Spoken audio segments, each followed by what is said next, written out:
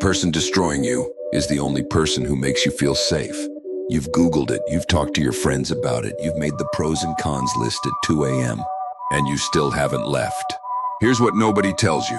It's because your brain right now is running the exact same neurological program as a gambling addict pulling a slot machine. Not metaphorically, literally. And by the end of this video, you're going to understand why you can't leave in a way that will finally make sense of everything. Stay with me. But first, I need to show you what's actually happening inside your brain.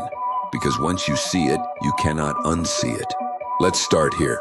Love and trauma bonding feel identical from the inside. That's not your fault. They activate the same neural circuits. Real love produces a relatively steady drip of dopamine, oxytocin, and serotonin. It feels warm, consistent, sometimes boring, honestly. Trauma bonding? It produces something completely different. Chaos, highs that are higher than anything healthy love produces, lows that feel like actual withdrawal, and then just when you're about to walk away, another high. This pattern has a name. It's called intermittent reinforcement, and it is, without exaggeration, the most powerful psychological force in human behavior. Psychologists first documented this in rats. B.F. Skinner gave rats a lever. Some levers gave food every time, others gave food randomly. The rats who got food randomly, they pressed that lever thousands of times more. They became obsessed. They couldn't stop. You're not weak. You're a rat with a lever that occasionally gives you the best feeling you've ever had. Here's the part that genuinely disturbed me when I first learned it. Your brain has physically changed, and you need to hear this. When you experience repeated cycles of tension, blow up, reconciliation, and calm, what neuroscientists call the abuse cycle, your brain does something terrifying. It starts producing extra dopamine in anticipation of the reconciliation phase. Read that again. You're not craving them. You're craving the hit that comes after the storm, the apology, the tenderness, the person they are for 3 days after they hurt you. That version of them isn't the real them, but your brain doesn't know that. And here's where it gets even harder to untangle. Trauma bonding hijacks a survival system called attachment. When you're under threat, even emotional threat, your nervous system automatically looks for the nearest attachment figure. It's an evolutionary hardwired response. But in a trauma bond, the source of the threat is the attachment figure. So your nervous system creates a paradox. The person who scares you is also the person who calms you down. The person making you anxious is the person you run to when you're anxious. This is called Fright Without Solution, and it's one of the most disorienting psychological states a human being can be in. It's not love, but it feels more intense than any love you've experienced, because it literally is more intense neurologically. And intensity gets confused with depth. We think the relationship must mean something because it hurts this much. So here's the question that changes everything, and most people are too afraid to ask it. Don't answer that yet. Let me show you how to tell the difference, because the signs are subtle and specifically, and once you know them, you'll never confuse the two again.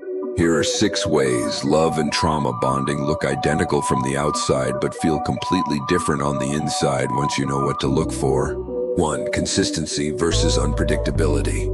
In healthy love, the relationship feels stable regardless of whether you agree or disagree.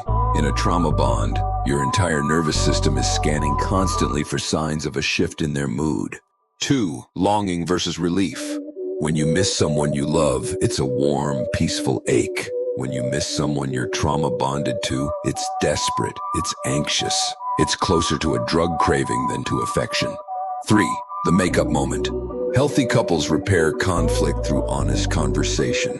Trauma-bonded couples repair through intensity, through grand gestures, through passion, through the makeup being so overwhelming it erases what just happened.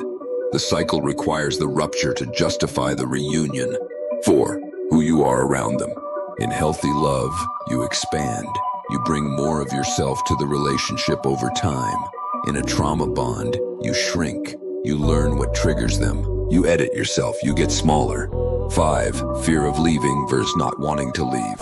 This one matters most. If the thought of leaving creates panic, not sadness, but panic that's not love holding you in, that's a trauma response. Love wants to stay, fear cannot leave. 6. Feeling crazy.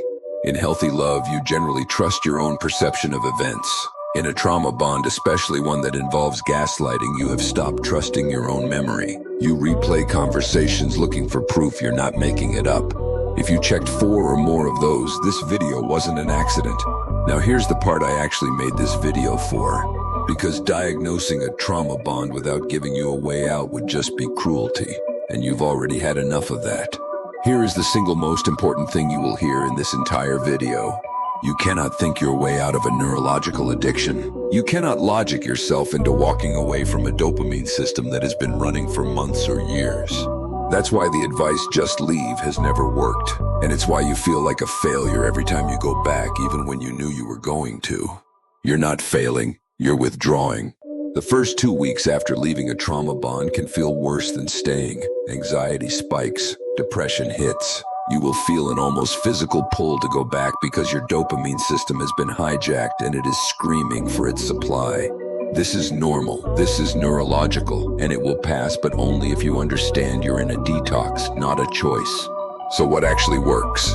First, no contact is not a punishment, it's a prescription.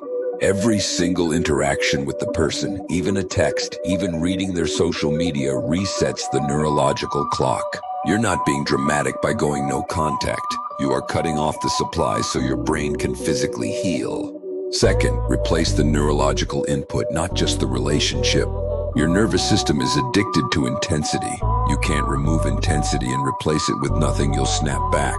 You need to flood your system with alternative inputs. Exercise, cold exposure, new environments, high stimulation experiences that are safe. This is not a distraction. It is neurological substitution. Third, understand that grief will feel like love. After leaving, the sadness, the longing, the moments of, but they weren't always like that. These will feel exactly like love. They're not. They are your brain mourning the loss of its dopamine source. Grief and love are not the same withdrawal. Sit with the grief. Don't mistake it for a reason to go back. Here's what I want to leave you with. You didn't stay because you were stupid. You didn't stay because you didn't know better. You stayed because a part of your brain, the oldest, most survival-oriented part, had been taught that this person was the source of safety. Unlearning that is not a choice you make once. It's a practice, it's a process. And on the days when you want to go back, not because you love them, but because withdrawal is brutal, I want you to remember this. You don't miss them. You miss the version of yourself that still believed they would change. If that hits you, share this with one person who needs it, not because of the algorithm, because they might be sitting in their car at 1 a.m., one more round in, wondering what's wrong with them. Nothing is wrong with them. Their brain is just doing what brains do. If you want to go deeper, the next video breaks down the 6 manipulation tactics that create a trauma bond in the first place, and how to spot them before you're in one. It's already queued up.